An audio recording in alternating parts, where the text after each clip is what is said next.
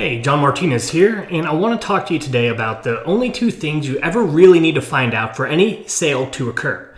And that's right, there's really only two core components to every single type of sale. But here's the problem. If you miss one of them, one of the two, it's no sale. You know what? Let's think about this. You might have a prospect who's extremely motivated, right? But that doesn't always mean you're going to sell them. Think about it. Have you ever had a prospect dying to take some type of action? They were completely on board in every single way, but the deal fizzles. You never hear from them again. It happens to every single salesperson alive out there. Not just you, not just me, right? You never hear from them again. Now, this is because you're missing one of those two key components for every single sale. Now, if you don't know what these two key components are, simply put, you're just going to keep losing sales, or at least not win as many as you otherwise can. Now, you might just have the opportunity, if you figure this thing out, if you figure out what those two key components are and how to uncover them during every sales call, you might just have the opportunity to double your close rates. You're at least going to get more deals. Now, what would that feel like? Twice the sales. Shoot, what would one more sale a month feel like? Well, I know what that would feel like for me. So I want to share with you exactly what two components you need for any sale to really occur. Now, the first one's motivation. Some type of urgency to take action. Now, whatever you got, your prospect has to want it. Now, let's go back even further.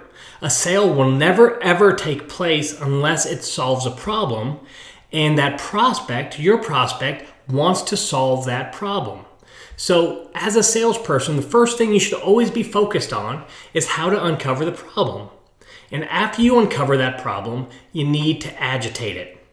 Why is this so important? Well, more pain equals more motivation. Think about this.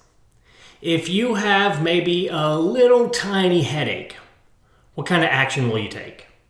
You might not take any action, right? You might go and get a Tylenol or two, but it's not going to be massive action. Now, what if you had the worst headache you've ever experienced in your life? What type of action would you be willing to take to relieve that pain?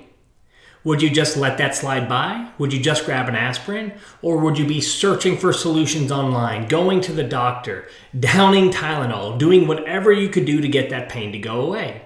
You know, this is the same in sales. Number one, we've got to determine what's our prospect's problem, and then we've got to agitate it, because the more pain equals the more motivation. It's more urgency your prospect will feel to take action. But you know what? Motivation isn't enough. That's one piece of the puzzle, but there's another one. That second key component is deal killers. You have to uncover and remove every single deal killer that's standing in the way. So it makes sense, doesn't it? There has to be a problem that your prospect wants to solve.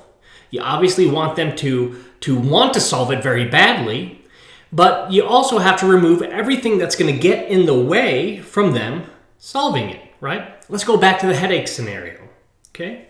You might have this horrible headache, and you might be willing to do just about anything possible to solve it. You might want to go drive down the street and either get medicine or go to the emergency room, go to urgent care, go see a doctor of some kind. But if you don't have a vehicle, that's going to get in the way of you taking action, no matter how bad you want it. So you have to have motivation, and then we've got to remove all potential deal killers in order for any sale to occur, right? So when we want something, a service, a product, and when I say want something, this is really a change of any kind, right? Not just what we sell, but if we want to influence someone to make a change of any kind. And in our world, it's usually buy our product or service, right? But if we want to influence someone to make any change of any kind, we have to realize that you got to give something up to get it. Every single time. Every single thing your prospect has to give up is a potential deal killer. I want you to really, really think about this. Think about your own life. What do you want? And I mean, what do you really want? Now, a lot of us, We really want nice things, right? It's okay to admit. We want nicer places to live because that's where we spend all of our time. We want nicer vehicles. It might be for pride or vanity. It might be for comfort. It might be for all kinds of other reasons, safety, security, those types of things. But why don't we live in the nicest house, the biggest house? Why don't we drive exactly what we want to drive? Because things get in the way. What would you have to give up to get that house or to get that car, right? Would it impact relationships? If you got that house, how would that impact the relationship with your spouse? Would you have to work more, not spend time with that spouse, and have to deal with those consequences? Would it cost you time? What kind of time will it take to get what you want? Would it be uncomfortable to do whatever you had to do, right? The act of doing whatever you had to do to get what you want. These are all deal killers. Money, right? Is money standing in the way? All those things, all these deal killers, they're objections, right? That's all really an objection is. All an objection is it really just means a prospect doesn't believe that it's worth giving up whatever it is that they have to give up in order to get the result they anticipate. So I want to repeat that for you. What's an objection? All an objection is it means that your prospect does not believe it's worth giving up whatever they have to give up in order to get the result they anticipate you're going to give them. So I want to give you a quick tip here, okay? Whenever a deal is stalled out, here's what you need to do. Uncover and agitate the pain or remove deal killers. That's all there is standing in the way of any deal from happening. You can bring me any deal and you say, John, this thing is stalled out. It's going to be one of two things. There's not enough pain for them to want to take action, or at least want to take action today. Or even if they do, there's something standing in the way, a deal killer, some type of impact on money, time, risk, comfort, relationships. There's some type of impact they're not willing to deal with to get whatever you're promising them, to get that anticipated result they feel they're going to get from you. It's always one of those two things, right? I want to give you a secret to help your prospects really overcome their own objections. It's simple. All you need to do is increase the pain. Here's the funny thing. When we think about objections, we always feel like I've got to address that objection. That's not always the case. You don't always have to address the specific objection. Sometimes all you need to do is increase pain and then compare it to whatever is standing in the way of the deal. Sounds like this. Listen, I might have someone who wants to get rid of their house, and I'm going to buy at a discount. And the deal stalls out. They're not ready to go. Instead of me pushing and shoving, which actually has the opposite effect of getting a deal done, I'm not gonna deal with that at all. I'm gonna stand back, and if I'm having trouble finding out what the deal killer is, or maybe I found out that it's the risk, or maybe I found out that it's the money, right? They feel like they might get more money somewhere else.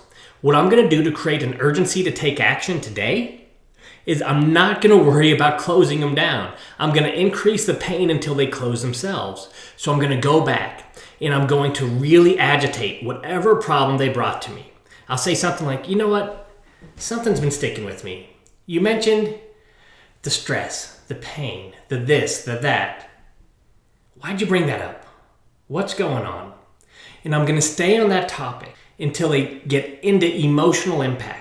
And I'm going to drill down and drill down and drill down. And there's going to become a point where the pain is so massive, they're going to say, you know what? I don't want to deal with this anymore. And then all I have to do is compare that pain to whatever's standing in the way. Say, listen, I know you're telling me that. I know what that feels like. I can see it. I get it.